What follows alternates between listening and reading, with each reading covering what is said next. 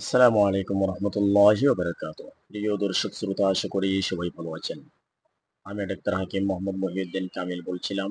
আজকে আলোচনা করব একটি প্রাকৃতিক প্রোটিন, ভিটামিন ও মিনারেল সমৃদ্ধ হার্বাল ওষুধ নিয়ে, যে ওষুধটির নাম হচ্ছে ক্যাপসুল নেটলিনা। নেটলিনা ক্যাপসুল। ওষুধটির গ্রুপ নেম হচ্ছে স্পিরুলিনা। পরিমাণ হচ্ছে 500 মিলিগ্রাম। ওষুধটি তৈরি এবং বাজারজাত করে থাকে অপসনিন হার্বাল অ্যান্ড ন্যাচারাসিউটিক্যালস লিমিটেড। নেটলিনা বা স্পিরুলিনা যেহেতু একটি হার্বাল ওষুধ, এই হিসাবে হার্বাল ওষুধ বিভিন্ন রোগে এবং রোগ প্রতিরোধ ক্ষমতা বৃদ্ধিতে ওষুধটি ভালো কাজ করে।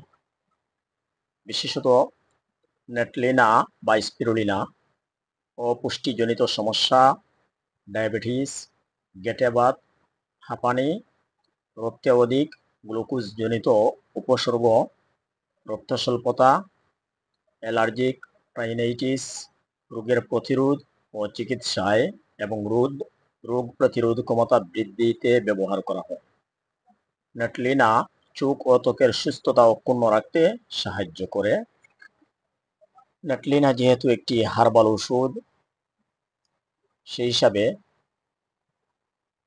স্পিরুলিনাতে যেই সকল প্রোটিন, ভিটামিন ও মিনারেল বিদ্যমান, বা স্পিরুলিনাতে যে সকল উপকার নিহিত আছে, বা স্পিরুলিনা যে সকল উপকার করে থাকে, ক্যাপসুল নেটলিনা সেই উপকারগুলোই করে থাকে।